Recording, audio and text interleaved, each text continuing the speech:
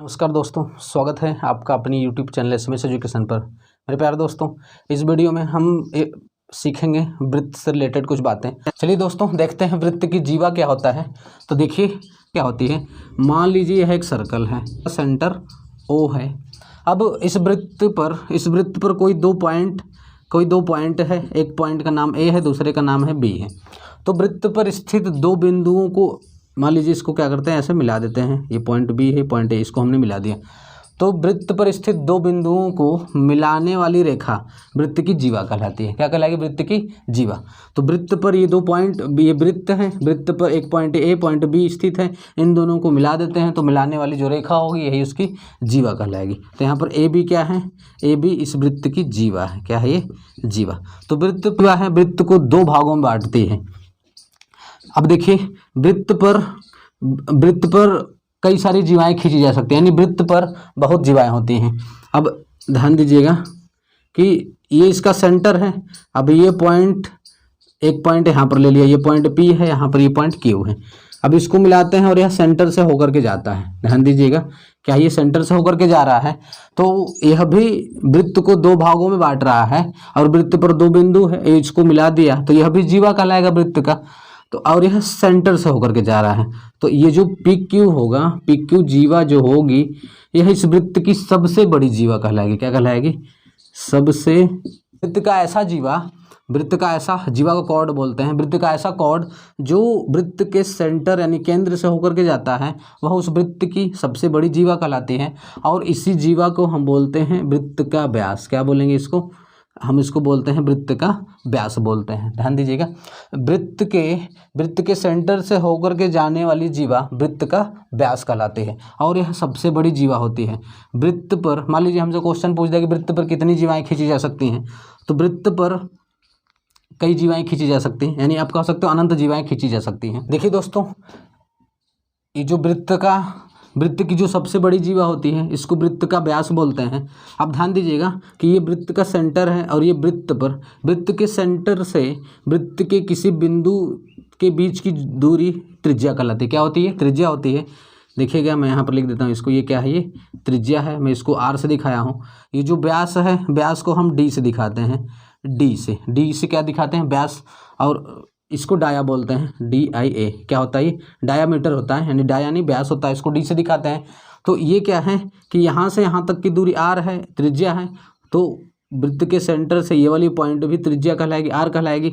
तो यहाँ से यहाँ तक का डिस्टेंस आर है, यहाँ से यहाँ तक का डिस्टेंस आर है। तो जो व्यास है, ध्यान दीजिएगा इधर, व्यास क्या है यहाँ पर? P Q. व्यास क्या है? पी क्यू है। तो व्यास पी क्यू जो है आर, और ये आर 2R। तो व्यास 2R के बराबर होती है। क्या होती है? वृत्त की सबसे बड़ी जीवा यानी कि व्यास क्या होती है? 2R के बराबर होती है। ध्यान दीजिएगा, व्यास क्या होगा? इसकी त्रिज्या का, यानी उस वृत्त की त्रिज्या का 2 गुना होगा। क्या होगा? वृत्त की त्रिज्या का 2 गुना उसका व्यास होता है। दोस्तों, इस वृत्त का जो सबसे बड़ी जीवा होगी वह व्यास कहलाएगी, और ये जो व्यास होती है इस वृत्त के त्रिज्या का 2 गुना होता है। एक बात और ध्यान दीजिएगा कि ये जो व्यास होता है वृत्त को 2 बराबर भागों में बांटता है। क्या होता है? व्यास 2 बराबर भागों में बांटता है। देखिए दोस्तों, अब ये जो व्यास होता है, व्यास वृत्त की जितनी भी व्यास होंगी सभी व्यास वृत्त की व्यास जो है बराबर होती है। तो मैं यहाँ पर लिख देता हूँ वृत्त के, अब ध्यान दीजिएगा, ये बस इसका व्यास क्या होगा कि वृत्त पर 2 पॉइंट कोई सा भी ले लें, बस उसके सेंटर से होकर के जाना चाहिए। उसके सेंटर से होकर के जाएगा तो वह क्या कहलाएगा? उसका व्यास कहलाएगा। इधर से भी खींच सकते हैं, यह भी व्यास होगा। यहाँ से उसके सेंटर से जा रहा है तो यह भी व्यास होगा। यहाँ से जा रहा है तो यह भी इसका व्यास होगा। यहाँ से जा रहा है, बस क्या होना चाहिए कि इसके सेंटर से होकर के जाना चाहिए, यानी ये जो सर्कल है, सर्कल के केंद्र से होकर के जो भी जीवा होकर के जाएगी वह उसका व्यास कहलाएगी। तो एक वृत्त पर बहुत सारी व्यास खींची जा सकती हैं, और ये जो व्यास होगा, जितनी भी व्यास होगा, एक वृत्त में जितने भी व्यास होंगे सब व्यास आपस में क्या होंगे? बराबर होते हैं। चलिए दोस्तों, मैं इसको इरेज करता हूँ और आगे चलता हूँ। हम पढ़ते हैं अर्धवृत्त। तो देखिए, अर्धवृत्त क्या होगा, ये कोई वृत्त है। अब हमको पता है कि जो वृत्त का व्यास होता है वृत्त को दो बराबर भागों में बांटता है। ये सेंटर इसका ओ है, अब इसका सेंटर से होकर के ये लाइन जा रही है ए बी, तो ए बी क्या होगा, इस सर्कल का व्यास कहलाएगा। तो वृत्त का व्यास वृत्त को दो बराबर भागों में बांटता है, प्रत्येक भाग को वृत्त का अर्धवृत्त बोलते हैं। क्या बोलते हैं, प्रत्येक भाग को अर्धवृत्त बोलेंगे। तो यहाँ पर क्या है कि ये देखिए ऊपर का ये वाला जो भाग है ये वाला, और नीचे का ये वाला भाग ऐसे होगा ये वाला, तो प्रत्येक भाग अर्धवृत्त कहलाएगा। ये क्या है, यह भी अर्धवृत्त होगा और यह भी अर्धवृत्त होगा, ध्यान दीजिएगा। तो अर्धवृत्त क्या होगा, वृत्त का व्यास वृत्त को दो बराबर भागों में बांटता है और प्रत्येक भाग को अर्धवृत्त बोलते हैं। वृत्तखंड, देखिए दोस्तों हम आगे पढ़ते हैं वृत्तखंड। तो वृत्तखंड है सेगमेंट ऑफ सर्कल। तो वृत्तखंड क्या होता है, देखिए ये एक सर्कल है, देखिए दोस्तों ये एक सर्कल है जिसका केंद्र ओ है। अब ये क्या है, ये दो पॉइंट हैं, अगर इन दोनों पॉइंटों को हम मिला दें तो इसको बोलते हैं वृत्त का जीवा। क्या है ये, वृत्त का जीवा। तो ये जो वृत्त का जीवा है वृत्त को दो भागों में बांटता है, यानी वृत्त को दो खंडों में इसको तोड़ देता है, दो खंडों में इसको बांट देता है।